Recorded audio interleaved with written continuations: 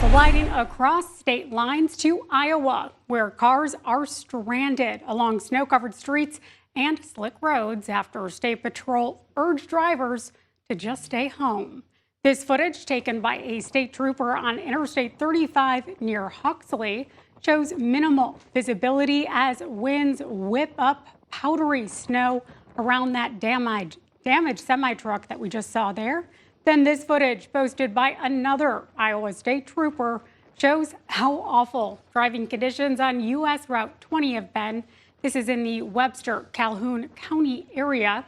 Iowa State Patrol reported zero visibility, which I think is pretty fair. Taking a look at this video, saying conditions were a complete whiteout.